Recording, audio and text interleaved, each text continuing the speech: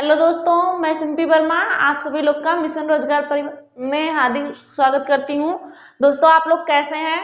आशा करते हैं आप लोग स्वस्थ होंगे, मस्त होंगे और आप लोग की पढ़ाई भी बहुत ही अच्छी चल रही होगी। चलिए देखते हैं, हम लोग जो है आज व्यंजन संधि पढ़ने वाले थे, जिसमें आप लोगों की क्लास 2 दिन नहीं चल पाई थी। थोड़ा सा स्वास्थ्य सही ना होने के कारण जो है आपकी क्लास 2 दिन नहीं चल पाई थी, उसके लिए क्षम्य प्रार्थी हम। दोस्तों, हम देखेंगे आज जो है व्यंजन संधि, और व्यंजन संधि को हम एकदम डिटेल से पढ़ेंगे। हमने इसके पहले आपको स्वर संधि पढ़ा दी है, जिसमें हमने आपको दीर्घ संधि, गुण संधि, यड़ संधि, अयादि संधि और वृद्धि संधि 5 संधि स्वर संधि में पढ़ा दिया गया है। और इसके पहले हमने आपको वर्णमाला पढ़ाया था। हम व्यंजन संधि में सबसे पहले देखेंगे कि व्यंजन संधि कहते किसे हैं। क्लियर दोस्तों? और उसके बाद हम देखेंगे कि व्यंजन संधि का परिवर्तन कैसे किन किन नियमों से होता है। तो आप लोग जल्दी से जल्दी जुड़ जाइए और क्लास को ज्यादा से ज्यादा शेयर कर दीजिए। और जो बच्चा जो है ये कहते हैं कि मैम नोटिफिकेशन नहीं आ पाती है, तो आप लोग चैनल को सब्सक्राइब करके बेल आइकन को प्रेस कर लेंगे, जिससे आपको नोटिफिकेशन डेली 8 बजे मिल जाएगी।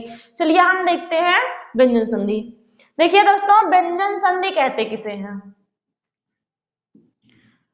व्यंजन संधि हम पढ़ रहे हैं, जिसमें देखिए कि व्यंजन संधि में हमने आपको बताया था कि व्यंजन संधि में जब व्यंजन का स्वर या व्यंजन से मेल हो तब वहां व्यंजन संधि होता है।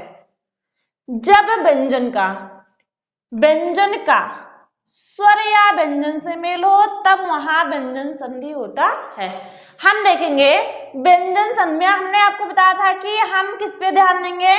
प्रथम शब्द का अंतिम वर्ण, प्रथम शब्द का अंतिम वर्ण जो है वो हमेशा क्या रहेगा, व्यंजन रहेगा। व्यंजन की पहचान क्या है, हलंत है। प्रथम जो शब्द होगा उसका अंतिम वर्ण हमेशा व्यंजन रहेगा और उसके नीचे हमेशा हलंत लगे रहेंगे। और उसके बाद व्यंजन संधि में हम ध्यान देंगे कि 90% हमेशा व्यंजन का स्वर या व्यंजन से मेल होता है। यानी व्यंजन का व्यंजन से मेल होगा, व्यंजन का स्वर से मेल होगा। और 10% आपका यहां से भी बनता है क्वेश्चन कि स्वर का व्यंजन से मेल हो तो भी व्यंजन संधि होती है। क्लियर है दोस्तों? हम देखेंगे कि किस तरीके से व्यंजन संधि के नियम में परिवर्तन होते हैं। तो सबसे पहले हम सभी व्यंजनों के बारे में समझेंगे। देख रहे हैं हम व्यंजन संधि में कि व्यंजन संधि में हमने आपको बताया था कि जब वर्णमाला पढ़ाया जा रहा था तो हमने वर्ग के बारे में बताया था, और यहाँ यही वर्ग का प्रथम, द्वितीय, तृतीय, चतुर्थ और पंचम वर्ण के बारे में व्यंजन संधि में बताई जाएगी। देखेंगे कि व्यंजन संधि में जो है का वर्ग, जिसमें का, खा, गा, घा, ङा। फिर चा वर्ग, जिसमें चा, छा, जा, झा, या। और ये भी आप लोग ध्यान देंगे सभी व्यंजन के नीचे हलंत लगे रहेंगे। समझ में आई बात? और उसमें अंतस्थ व्यंजन भी आएगा और ऊष्म व्यंजन भी आएगा। आपके यही 33 व्यंजन जो है व्यंजन संधि में पढ़े जाएंगे। समझ में आई बात? स्क्रीनशॉट लेंगे इसका कि व्यंजन का स्वर या व्यंजन से मेल हो तब वहां व्यंजन संधि होता है। समझ में आई बात? आगे देखेंगे हम। देखिए इसमें प्रथम, द्वितीय, तृतीय, चतुर्थ और पंचम वर्ण। तो आप ये भी ध्यान देंगे कि वर्ग जो है, जैसे वर्ग ये का वर्ग है तो ये ऐसे जाएगा, ये चा वर्ग है, ये टा वर्ग है, ये ता वर्ग है और ये पा वर्ग है। ये आपके अंतस्थ हैं या रा, ला, वा, और ये आपके उसमें है शा, शा, शा और हा। लेकिन जब प्रथम पूछेगा तब सभी वर्ग का प्रथम ऐसे बनेगा। समझ में आई बात? जब आपको प्रथम के बारे में कहेगा कि वर्गों का प्रथम वर्ण, तो वर्गों का प्रथम वर्ण का मतलब हो गया कि का, चा, टा, ता, पा। तो ये प्रथम अपने ही वर्ग का ये प्रथम जो है वर्ण होते हैं। इसी तरीके से द्वितीय वर्ण जो है ये आपके ये हो जाएंगे। जब भी आपको द्वितीय वर्ण की बात करेगा तो ये सभी वर्ग के द्वितीय वर्ण के बारे में बात करेगा। ये आपके तृतीय वर्ण हो गए, ये आपके चतुर्थ वर्ण हो गए और ये पंचम वर्ण हो गए। समझ में आई बात कि जब आपको वर्ग के बारे में कहेगा कि ता वर्ग, तो ता वर्ग का मतलब ता, था, दा, धा, ना। लेकिन जब आपसे कह दे कि वर्ग का तृतीय वर्ण, तब तृतीय वर्ण में का, जा, ड़ा, दा, बा ये आ जाएंगे, यानी ऐसे। समझ में आई बात? क्लियर हुआ? हम आगे देखेंगे।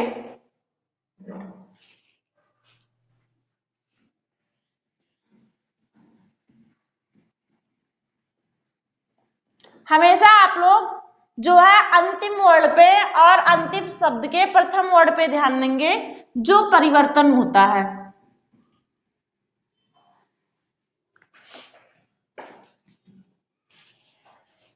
ध्यान देंगे हम व्यंजन संधि के नियम, हेडिंग डालेंगे व्यंजन संधि के नियम।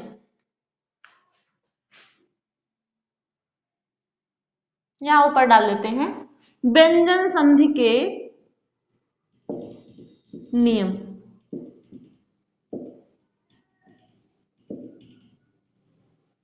जिसमें हम देख रहे हैं सबसे पहले वर्ग के पहले वर्ण का तीसरे वर्ण में परिवर्तन।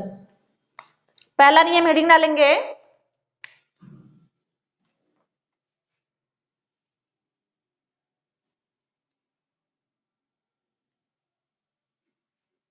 वर्ग के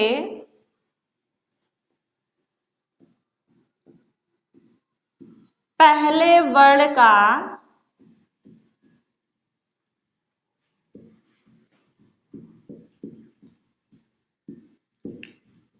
तीसरे वर्ण में, तीसरे वर्ग में परिवर्तन।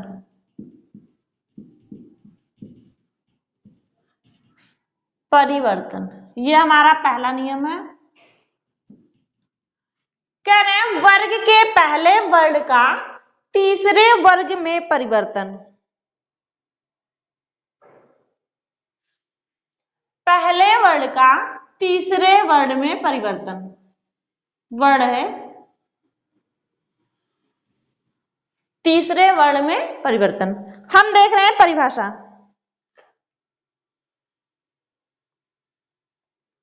कह रहे हैं किसी वर्ग के पहले वर्ण, दिख रहा है यहां? नहीं दिख रहा है, यहां से लिखेंगे। कह रहे हैं किसी वर्ग के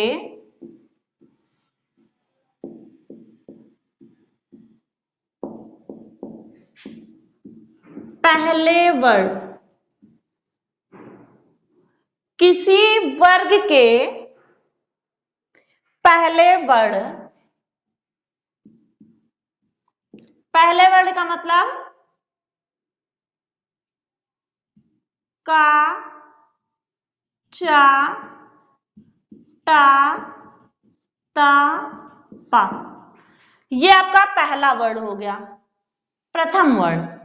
कह रहे हैं किसी वर्ग के पहले वर्ण का मेल, का मेल किसी वर्ग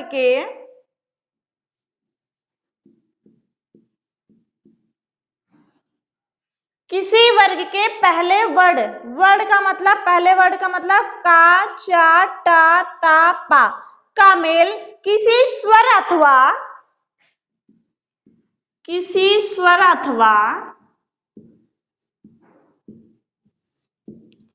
किसी किसी स्वर अथवा तीसरे वर्ण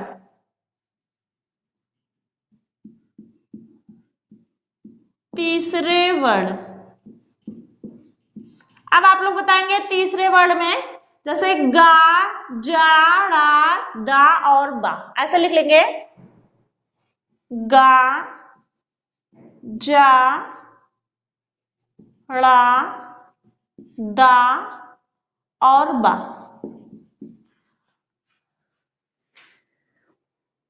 समझेंगे इसे। अथवा चौथे वर्ण, अथवा चौथे वर्ण, चौथे वर्ण का मतलब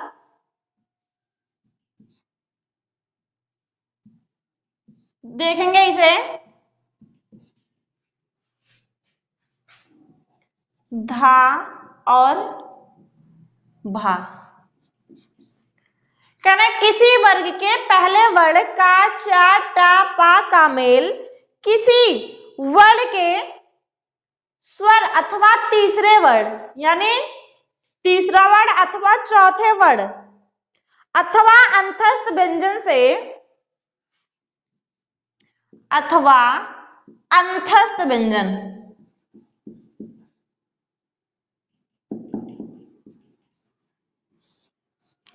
अंतस्थ व्यंजन में देखेंगे क्या आ रहा है, या, रा, ला, वा। अंतस्थ व्यंजन से होने पर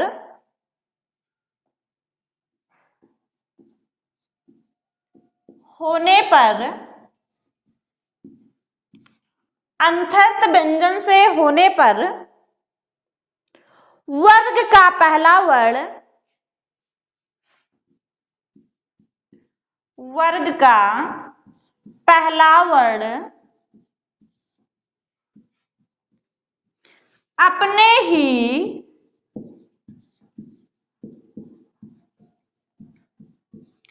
वर्ग का तृतीय वर्ण में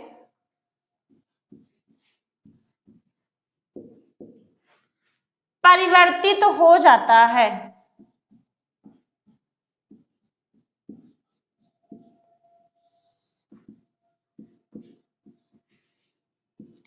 परिवर्तित हो जाता है। अब आप लोग कहेंगे मैम इतना बड़ा परिभाषा तो कैसे याद होगा। देखेंगे हम इसे शॉर्टकट भी समझ सकते हैं। पहले हम इस परिभाषा को समझेंगे। हमारा पहला नियम है वर्ग के पहले वर्ण का तीसरे वर्ण में परिवर्तन, कि जब प्रथम वर्ण आएगा तब वो अपने ही वर्ग का तीसरा वर्ण हो जाएगा। देखेंगे इसे, कह रहे हैं किसी वर्ग के पहले वर्ण का मेल किसी स्वर अथवा तीसरे वर्ण अथवा चौथे वर्ण अथवा अंतस्थ व्यंजन से होने पर वर्ग का पहला वर्ण अपने ही वर्ग का तृतीय वर्ण हो जाता है। आप पहले इसका स्क्रीनशॉट लेंगे, फिर हम इसे शॉर्टकट में बताते हैं इसका शॉर्ट नियम।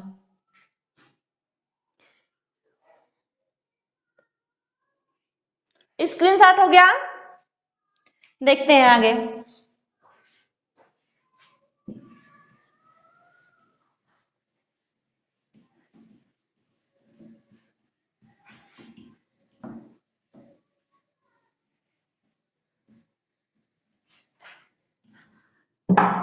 देखेंगे कह रहा नियम कि यहाँ पहले अपने ही वर्ग का प्रथम यानी का, चा, टा, ता, पा प्लस के पहले ये आएंगे, कि वर्ग के प्लस के पहले यानी जो व्यंजन होगा वो इन पांचों में से कोई आएगा और इसके बाद स्वर आएगा। तो स्वर कितने हैं? 11 स्वर हैं, प्लस अब वर्ग का तृतीय प्लस चतुर्थ, यानी यहाँ तृतीय वर्ण या और चतुर्थ वर्ण आएंगे और यहाँ प्लस के पहले का, चा, टा, ता, पा में से कोई एक व्यंजन आएगा तो ये व्यंजन अपने ही वर्ग का तृतीय वर्ण हो जाएगा। देखेंगे तृतीय वर्ण में क्या क्या होगा। जैसे अगर यहाँ का आया है तो का तृतीय वर्ण क्या हो जाएगा, गा हो जाएगा। एक मिनट, ये गा में परिवर्तित हो जाएगा। और चा का तृतीय वर्ण क्या होगा, जा होगा, ये जा में परिवर्तित हो जाएगा। टा का तृतीय वर्ण क्या होगा, डा होगा। और ता का तृतीय वर्ण क्या होगा, दा। और पा का तृतीय वर्ण क्या होगा, बा। प्लस ये जो है स्वर ऐसे ही आ जाएंगे और जो यहाँ वर्ण आया रहेगा ये ऐसे आ जाएगा। इसमें कोई परिवर्तन नहीं होगा इधर, बस केवल ये आगे का परिवर्तित होगा। आगे के व्यंजन जो है यह अपने ही वर्ग के तीसरे में परिवर्तित हो जाएंगे, अपने ही वर्ग के तीसरे में बदल जाएंगे।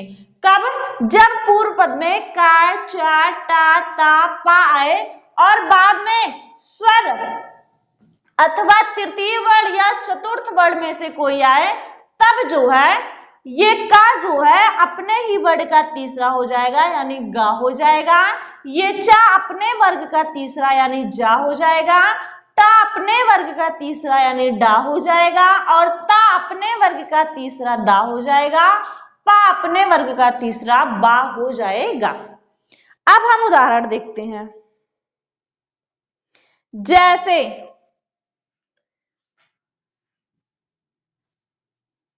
दिक, धन, गज। ध्यान देंगे, उदाहरण समझेंगे। जैसे दिक, धन, गज, नियम कह रहा है यहाँ क्या आएगा, व्यंजन आएगा। तो आपका व्यंजन यहाँ आ गया। यहाँ क्या आएगा, स्वर अथवा व्यंजन में से कोई आएगा। तो यहाँ पहले क्या आया है, व्यंजन आया है या स्वर आया है, आप लोग बताएंगे कमेंट करके। यहाँ गा में स्वर आया है पहले या व्यंजन आया है, कमेंट कीजिए, हम देख रहे हैं।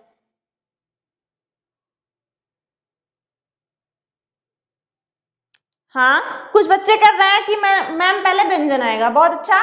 देखेंगे हम, नियम कह रहा है पहले वर्ग के पहले वर्ण का तीसरे वर्ण में परिवर्तन।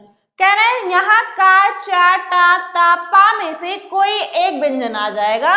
तो यहाँ का आ गया और यहाँ क्या आ गया, यहाँ भी पहले व्यंजन आया। देखेंगे आधा गा प्लस आ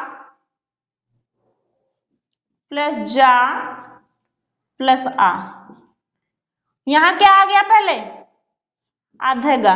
ध्यान देंगे, नियम कह रहा है यदि पहले का आएगा तो का तीसरा क्या हो जाएगा, का किस में परिवर्तित हो जाएगा, आधे गा में। तो यहाँ दी और क्या बन गया, का, आधा गा बन गया। अब हम इसे जोड़ देंगे, दी आधा गा, आधा गा के बाद यहाँ फिर आधा गा मिल रहा है, लेकिन आधा गा ये स्वरा, फिर आधा जा जो है ये स्वरा को पा गया। लेकिन ध्यान देंगे ये हमेशा ऐसे ही उतर जाएगा, ये तो हम आपको समझाने के लिए बता रहे हैं कि यहाँ पहले जो है व्यंजन है। जब हम इसका वर्ण विन्यास करें तो हमें पता चला कि यहाँ जो है सबसे पहले व्यंजन है। क्या हो गया, दिग्गज, दिक, धन, गज। यहाँ देखिए ये कह रहा है कि अगर यहाँ पहला वर्ण आता है, जिस भी वर्ग का पहला वर्ण आएगा वो अपने ही वर्ग के तृतीय वर्ण में परिवर्तित हो जाएगा। समझ में आया, स्क्रीनशॉट लेंगे सभी।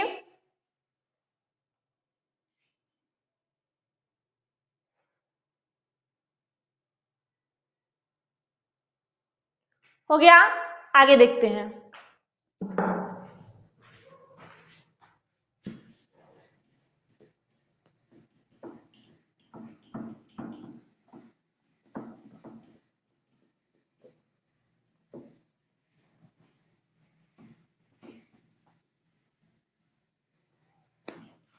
अगला उदाहरण है हमारा, सट, धन, आनन, सट धन आनन। यहां क्या आया है? टा आया है। टा वर्ग का पहला वर्ण क्या आया है? टा। तो नियम कह रहा है यदि यहाँ प्रथम वर्ण का कोई भी वर्ण आए तो यहाँ प्रथम वर्ण का क्या आया? प्रथम टा। तो टा दो जो है ये किसमें बदल जाएगा? डा में बदल जाएगा। क्या हो गया? सड। और यहाँ बड़ा है तो यहाँ डा में बड़ा की मात्रा लग जाएगी। क्या हो गया? नन। क्या हो गया? यहाँ सडानन। सडानन किसे कहा जाता है? कोई बताएगा हमें? सडानन किसका पर्यायवाची है? और अगर पूछ ले आपको सडानन में कौन सा समास है तो आप क्या लगाएंगे? बताइए। अगला उदाहरण देख रहे हैं। सत धन भावना, सत धन भावना। नियम कह रहा है यदि अपने ही वर्ग का प्रथम वर्ग आए और बाद में कोई भी व्यंजन यानी बाद में वर्ग का तीसरा, चौथा और कोई स्वर आए या तो अंतस्थ व्यंजन आए तो यहाँ क्या आ रहा है? पा, फा, बा, यानी अपने ही वर्ग का ये क्या आ गया? चौथा आ गया। तो चौथा जब यहाँ आया है तो ता जो है हमेशा परिवर्तन पहले वर्ण में होगा, ना कि लास्ट वाले में। तो ता जो है अपने ही वर्ग का तृतीय हो जाएगा यानी दा हो जाएगा। क्या हो गया? दा। आगे क्या बचा? सद। यहाँ क्या बचा? भावना। जोड़ देंगे, क्या हो गया? सद्भावना। क्या हो गया? सद्भावना। हाँ, इसमें देखिए बच्चे बता रहे हैं सडानन में बहुव्रीहि समास। बहुत अच्छा, बहुव्रीहि। और इसमें हाँ सडानन का मतलब भी बता रहे हैं कि कार्तिकेय। कार्तिकेय, कार्तिकेय किसके पुत्र थे? चलिए देखिए आगे बढ़ते हैं। अगला उदाहरण देखते हैं।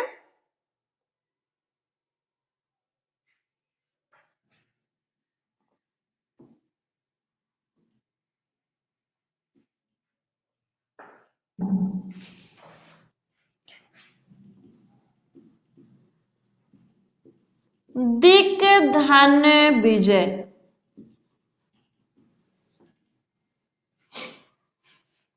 देखिए यहाँ प्रथम वर्ण आया है और यहाँ क्या आया है?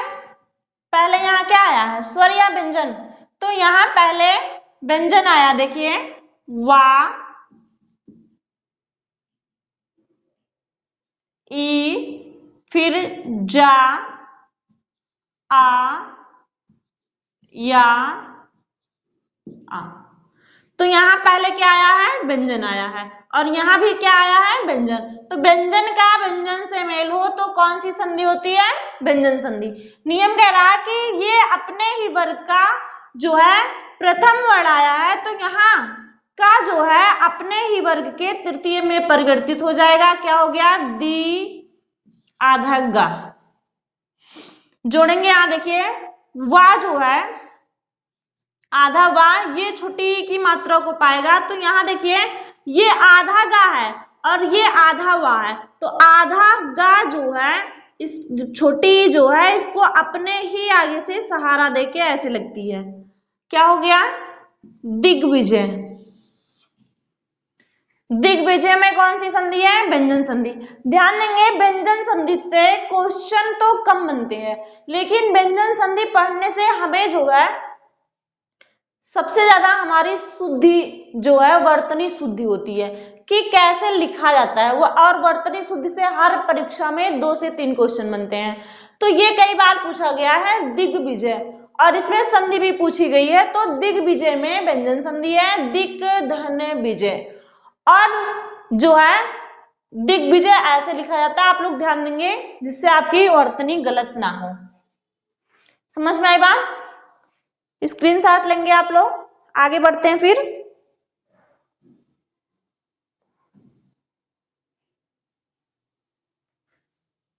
हम देखते हैं दूसरा नियम, व्यंजन संधि का हम दूसरा नियम देखते हैं इसके बाद। अभी तो हमने देखा व्यंजन संधि के पहले नियम में कि ये अपने ही वर्ग के तृतीय में परिवर्तित होता था। अब हम देखेंगे ये अपने ही वर्ग के पंचम में कब परिवर्तित होगा, अपने ही वर्ग के पंचम वर्ण में परिवर्तित होना। तो हम डालेंगे कि वर्ग के पहले वर्ण का पांचवें वर्ण में परिवर्तन। दूसरा नियम है वर्ग के पहले वर्ण का पांचवें वर्ण में परिवर्तन।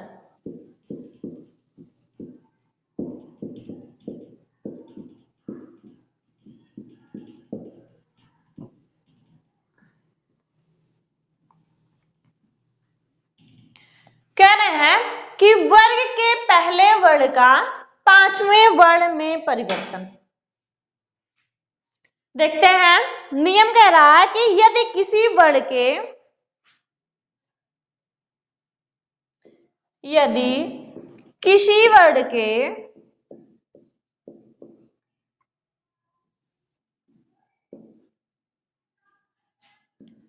किसी वर्ग के पहले वर्ण, अब आपको पहला वर्ण तो रट गया होगा जिसमें का, चा, टा, ता, पा। कह रहे हैं यदि किसी वर्ग के पहले वर्ण का मेल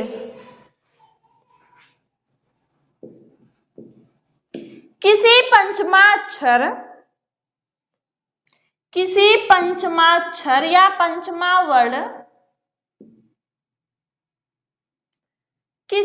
यदि किसी वर्ग के पहले वर्ण का मेल किसी पंचमाक्षर वर्ण से हो तो पंचमाक्षर वर्ण से हो तो, अब पंचमाक्षर वर्ण भी देख लीजिए जिसमें ड़ा, या, डा, ना, मा। पंचमा अक्षर वर्ण से हो तो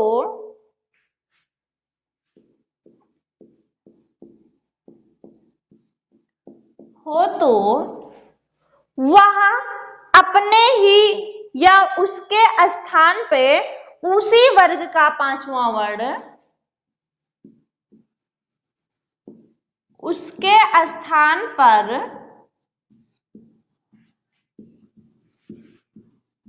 उसी वर्ग का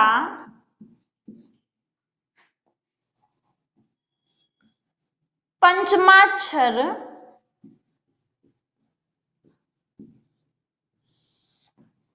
वर्ण हो जाता है।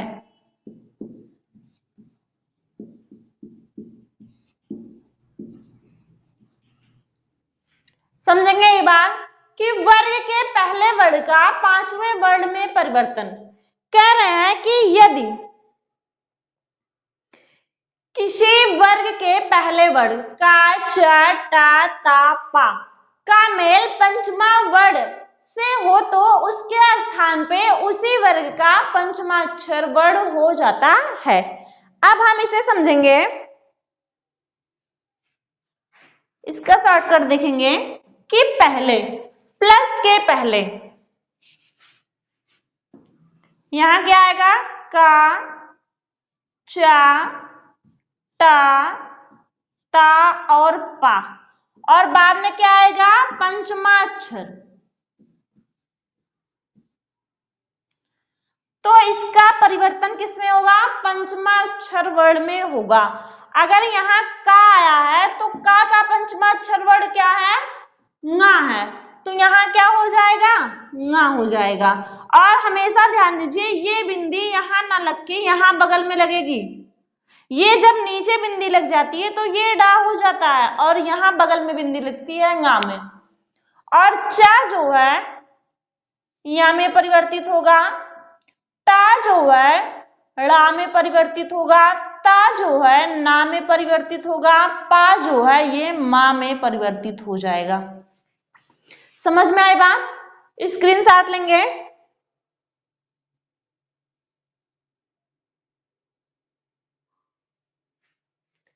और यहां जो है ये पंचमा अक्षर ऐसे ही आ जाएगा, जो भी रहेगा वो ऐसे नीचे आ जाएगा। समझ में आई बात? उदाहरण देखते हैं।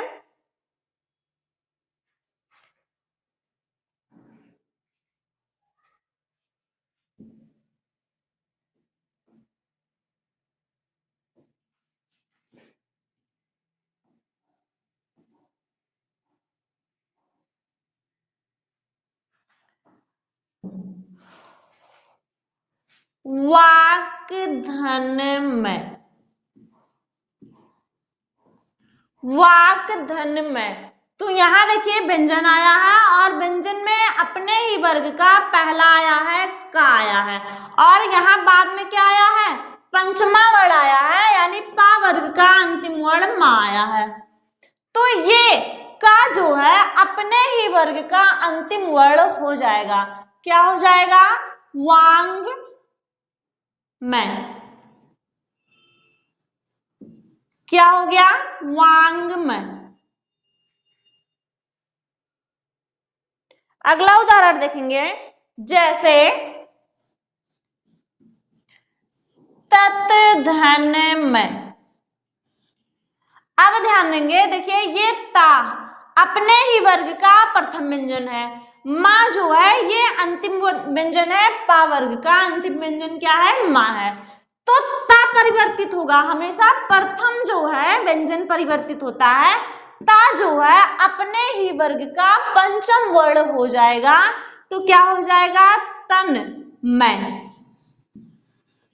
क्या हो गया? तन में। आगे देखेंगे, जैसे चित धन में। चित धन में यहां ता जो है प्रथम व्यंजन है और अंतिम में अपने वर्ग का पा वर्ग का अंतिम वर्ण मा आया है, तो ता जो है अपने ही वर्ग का पंचम वर्ण हो जाएगा। क्या हो जाएगा? चिन्मय। चिन्मय। जब आपको बीच में दो व्यंजन दिखे, बीच में देख रहे हैं दो अंतिम यानी दो पंचमा वर्ण दिखे, तब वहां समझ जाइए कि इसमें जो है पंचमा वर्ण का नियम लगा हुआ है कि ये अपने ही वर्ग का पंचम अक्षर हो जा रहा है। समझ में आई बात? अगला उदाहरण देखते हैं, जैसे सट धन मुख। सट धन मुख। टा ये अपने ये प्रथम वर्ण का टा वर्ग का प्रथम वर्ण टा है, और इसका अंतिम जो है यानी अंतिम शब्द का प्रथम जो वर्ण है ये मा है, तो टा अपने ही वर्ग का अंतिम हो जाएगा। क्या हो जाएगा? षडमुख।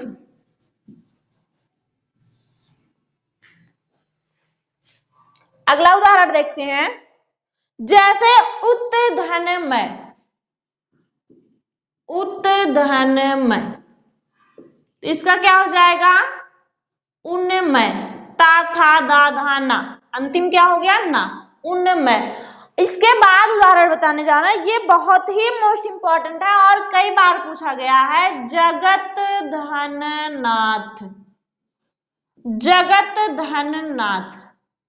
देखेंगे इसे, ता ता का अंतिम क्या हो जाएगा? ना हो जाएगा, और यहां भी देखिए अंतिम वर्ड आया तो ये क्या हो जाएगा? जगन्नाथ। ये वेरी इंपॉर्टेंट है, ये शुद्धि अशुद्धि में कई बार पूछा गया है और इसमें संधि भी पूछी गई है। जगन्नाथ में कौन सी संधि है? तो व्यंजन संधि है, और जगन्नाथ लिखा कैसे जाता है? तो जगत धन नाथ से जगन्नाथ बना हुआ है। क्लियर? समझ में आया सभी को? अब हम देखते हैं व्यंजन संधि के कुछ विशेष नियम। जो आपके दो नियम सबसे इंपॉर्टेंट थे ये बता दिया गया कि अब जो है प्रथम वर्ण का तृतीय वर्ण में परिवर्तन, प्रथम वर्ण का पंचम वर्ण में परिवर्तन, दो नियम आपको बता दिए गए। अब हम व्यंजन संधि के कुछ विशेष नियम देखेंगे। देखते हैं।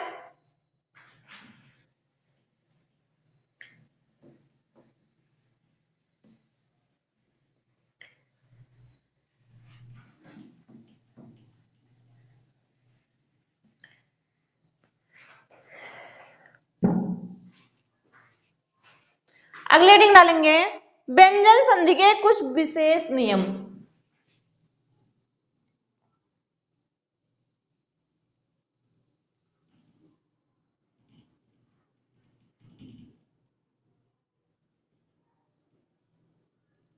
कुछ विशेष नियम।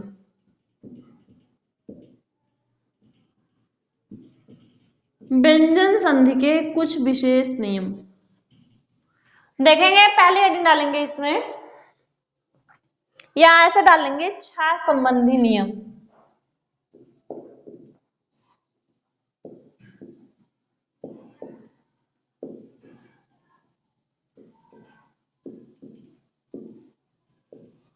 छा संबंधी नियम।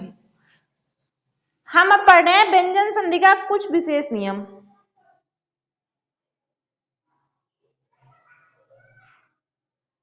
लिखेंगे हम परिभाषा, किसी भी ह्रस्व लघु स्वर या किसी भी ह्रस्व, ह्रस्व को ही क्या कहा जाता है? लघु। तो इसमें क्या आता है हमारा? आ, ई, उ, री। कह रहे हैं किसी भी ह्रस्व या लघु स्वर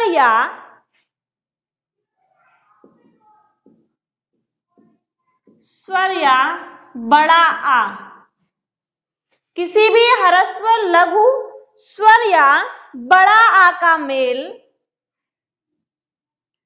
बड़ा आ का मेल छा, बड़ा आ का मेल छा से होने पर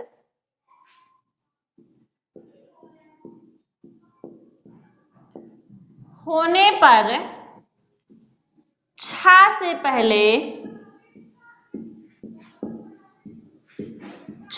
पहले चा जोड़ दिया जाता है, जोड़ दिया जाता है।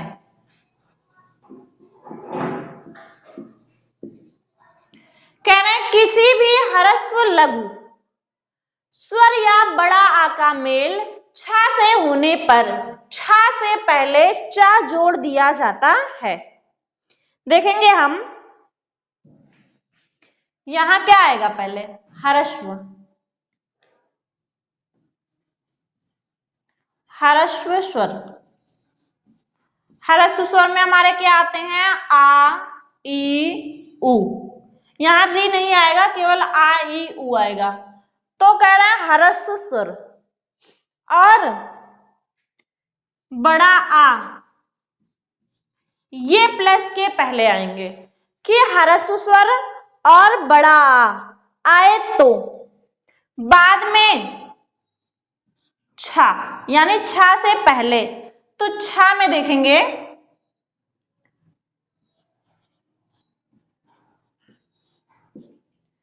तो ये जो है इसके पहले क्या जोड़ दिया जाएगा? चा जोड़ दिया जाएगा। समझ में आई बात?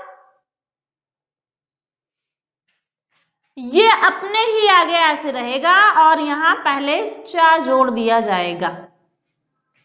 उदाहरण से समझेंगे, मिटाए से। कह रहे हैं किसी भी ह्रस्व स्वर अथवा बड़ा आ का मेल छा से होने पर छा से पहले चा जोड़ दिया जाता है। उदाहरण देखते हैं हम।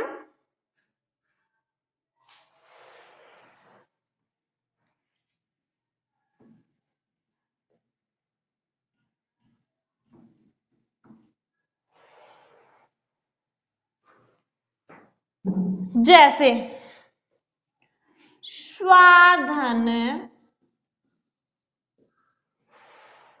छंद, स्वाधन छंद देखेंगे, स्वा में क्या है, छोटा आ है, तो यहाँ क्या आया, हर्ष आया है, और प्लस यहाँ क्या है, छा है। नियम हमारा कह रहा है कि यदि वाद रहेगा, कह रहा है यदि हर्स्व के बाद यानी छोटा छोटी छोटा वो और बड़ा पहले आएगा के बाद छा है, तो छा से पहले चा जोड़ दिया जाता है, क्या हो जाएगा, स्वच्छंद। क्या हो जाएगा, स्वच्छंद। अगला उदाहरण देखते हैं, जैसे अनुधन छेद, अनुधन छेद, अनु छोटा हुआ आया, ह्रस्व आया है, तो यहां क्या हो जाएगा, अनुच्छेद।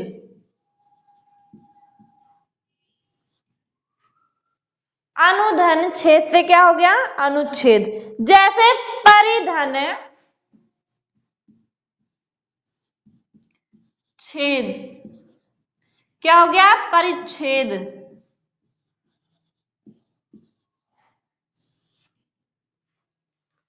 जैसे विधन छेद, क्या हो गया, विच्छेद।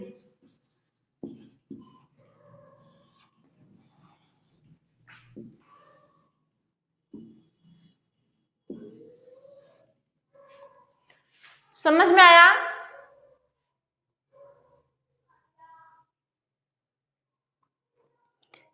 स्क्रीनशॉट लेंगे इसका।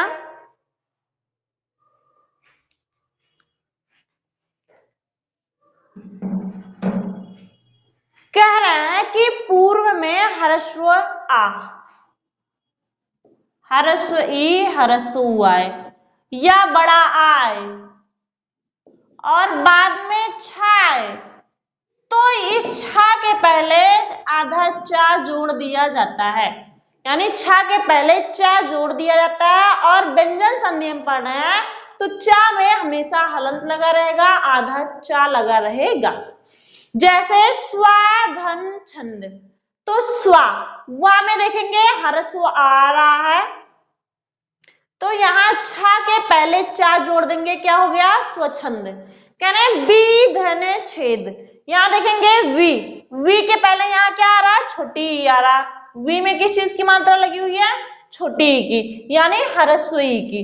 तो हम वी के और बाद में छा रहा है, तो बीच में क्या जोड़ देंगे, चा जोड़ देंगे, क्या हो गया, विच्छेद। जैसे अनुधन छेद, अनु में क्या आ रहा है, छोटा ऊ आ रहा है, तो क्या हो गया, अनुधन छेद से अनुच्छेद। जैसे परिधन छेद से क्या बन गया, परिच्छेद। समझ में आया आप सभी को?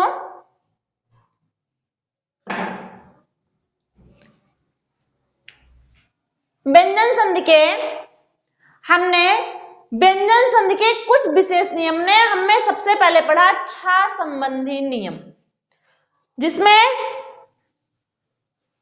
पूर्व में यानी प्लस के पहले ह्रस्व आ यानी छोटा छोटी छोटा ऊ या बड़ा आएगा और बाद में छा आएगा, तो छा से पहले चा जो है जोड़ दिया जाएगा। क्लियर?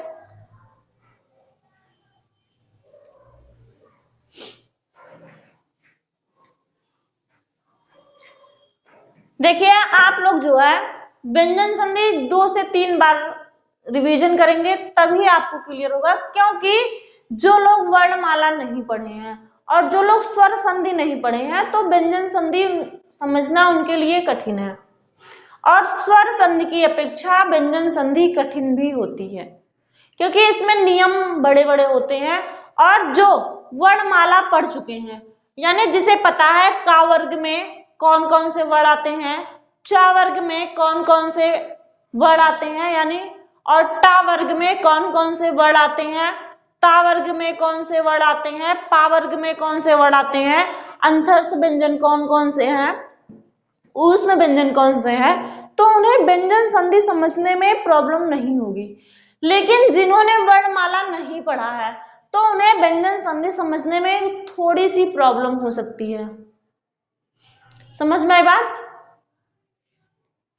देखिए, और इसमें प्रथम, द्वितीय, तृतीय, चतुर्थ और पंचम वर्ड भी हमें समझना है, क्योंकि व्यंजन संधि में अधिकतर ये चीजें कह दी जाती हैं कि अपने ही वर्ड का पंचम वर्ण हो जाना। जैसे अभी हमने पढ़ाया आपको कि अपने ही वर्ड का पंचम वर्ण हो जाना, और हमने बताया अपने ही वर्ग का तृतीय वर्ण हो जाना।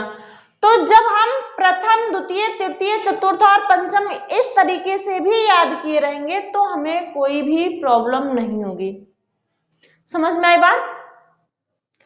आशुतोष आजाद, आशुतोष जी कह रहे हैं कि मैम व्यंजन संधि बहुत कठिन है। नहीं बेटा, कठिन तो नहीं है, लेकिन जब आपके मन में ये चीज आ रही है कि बहुत कठिन है, इसका मतलब आपने पहले व्यंजन संधि नहीं पढ़ा है। और जब कोई भी चीज हो कठिन नहीं होती, जब हम 1 से 2 बार, 3 बार, 4 बार पढ़ लेंगे तो हमें कोई भी संधि कठिन नहीं लगती है। जब जैसे आपको पहले भी बताया गया कि जो आपकी संधि है ये हिंदी की मैथ है और लोग इससे भागते हैं, और जब आपकी संधि आपको समझ में आ गई और व्यंजन संधि समझ में आ गई तो आपकी वर्तनी भी एकदम क्लियर रहेगी, क्योंकि शुद्धि अशुद्धि पूछे जाते हैं, वर्तनी शुद्धि, और जिसमें ये सारे क्वेश्चन अक्सर दिए जाते हैं, अनुच्छेद, स्वच्छंद, विच्छेद, जगन्नाथ, वांग्मय, ये सारे शुद्धि अशुद्धि में दिए जाते हैं। समझ में आई बात? बाकी कल मिलते हैं फिर आप लोगों से। व्यंजन संधि का अभी और नियम हम पढ़ेंगे विशेष नियम में, 3 से 4 नियम बच रहे हैं जिसको हम कल पढ़ते हैं। मिलते हैं कल फिर जो है 8 बजे। तब तक के लिए गुड नाइट।